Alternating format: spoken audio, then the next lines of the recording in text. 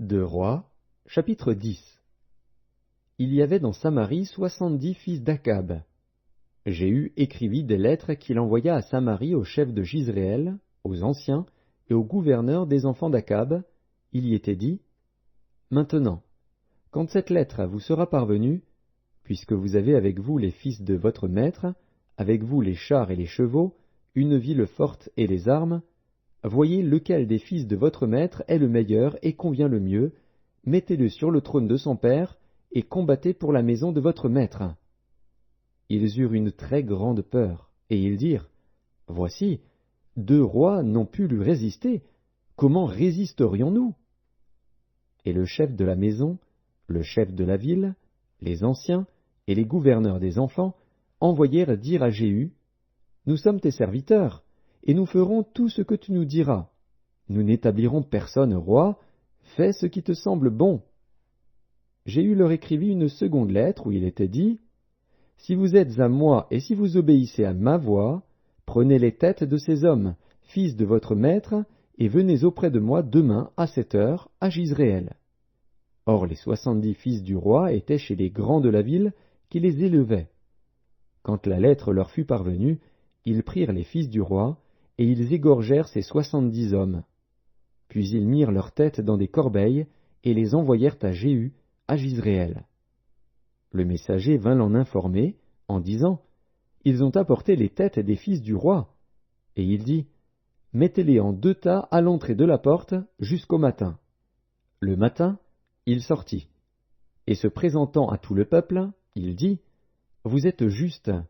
Voici, moi, j'ai conspiré contre mon maître et je l'ai tué. Mais qui a frappé tout ceci? Sachez donc qu'il ne tombera rien à terre de la parole de l'Éternel, de la parole que l'Éternel a prononcée contre la maison d'Akab. L'Éternel accomplit ce qu'il a déclaré par son serviteur Élie. Et Jéhu frappa tous ceux qui restaient de la maison d'Akab à Jizréel, tous ses grands, ses familiers et ses ministres, sans en laisser échapper un seul. Puis il se leva et partit pour aller à Samarie. Arrivé à une maison de réunion des bergers, sur le chemin, Jéhu trouva les frères d'Akazia, roi de Juda, et il dit: Qui êtes-vous?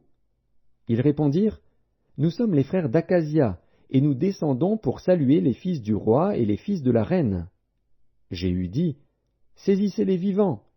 Et ils les saisirent vivants, et les égorgèrent au nombre de 42, à la citerne de la maison de réunion. Jéhu n'en laissa échapper aucun.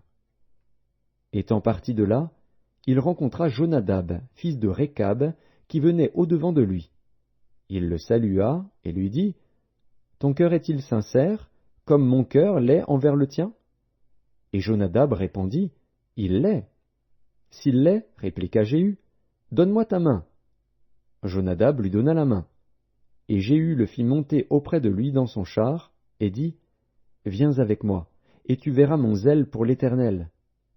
Il l'emmena ainsi dans son char. Lorsque Jéhu fut arrivé à Samarie, il frappa tous ceux qui restaient d'Akab à Samarie, et il les détruisit entièrement, selon la parole que l'Éternel avait dite à Élie. Puis il assembla tout le peuple, et leur dit: Akab a peu servi Baal, Jéhu le servira beaucoup.